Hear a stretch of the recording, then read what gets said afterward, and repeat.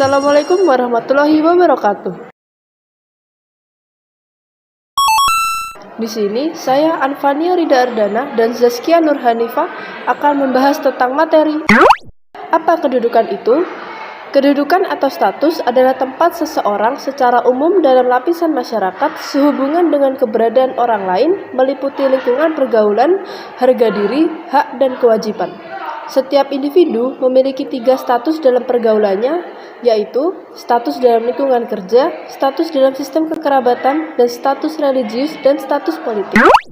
Cara pemerolehan status. Menurut Narwako, kedudukan terbagi atas 3 macam cara memerolehnya. Antara lain, 1. Ascript status, diberikan tanpa memandang kemampuan antar individu dan diperoleh secara turun-temurun. Contohnya, status keturunan bangsawan. 2.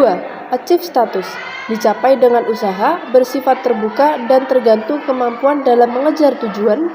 Contohnya seorang dokter spesialis, pilot, dan akuntan, melalui penghargaan atau pemberian dari pihak lain atas jasa-jasa tertentu. Contohnya para pahlawan dan peraih Nobel. Status dibedakan menjadi 2, yaitu status objektif dan status subjektif. Status objektif yaitu hak dan kewajiban melekat pada kedudukan yang bersangkutan, dan pada status subjektif lebih berhubungan dengan penilaian orang lain dan masyarakat sehingga tidak selamanya berlaku konsisten untuk seseorang. Penggolongan konflik status. Konflik status individual lebih berhubungan dengan penilaian orang lain dan masyarakat sehingga tidak selamanya berlaku konsisten untuk seseorang. Konflik antar kelompok terjadi antara kelompok satu dengan kelompok lainnya karena suatu perbedaan yang sulit ditoleransi.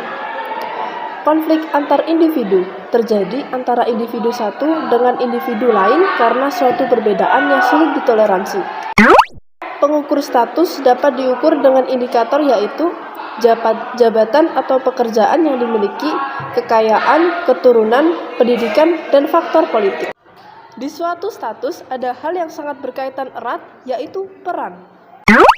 Peran adalah suatu fungsi yang dibawakan seseorang ketika menduduki suatu posisi dalam struktur sosial tertentu.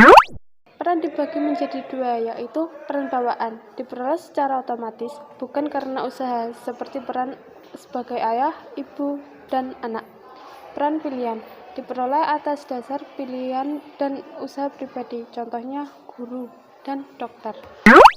Fungsi peran, yaitu memberi arah pada proses sosialisasi, pewarisan tradisi kepercayaan, nilai, norma, dan pengetahuan, mempersatukan kelompok dan masyarakat, dan menghidupkan sistem keadilan sosial.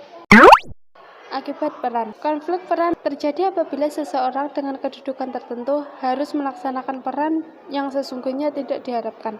Ketegangan peran terjadi jika seseorang mengalami kesulitan melakukan peran karena adanya ketidaksesuaian antara kewajiban-kewajiban yang harus diembannya dan tujuan peran itu sendiri. Kegagalan peran terjadi apabila seseorang tidak sanggup menjalankan akan beberapa peran sekaligus karena terdapat tuntutan-tuntutan yang saling bertentangan. Dan kesenjangan peran terjadi jika seseorang harus menjalankan peran yang tidak sesuai minat ataupun prioritas hidupnya hingga ia seringkali merasa tertekan. Assalamualaikum warahmatullahi wabarakatuh.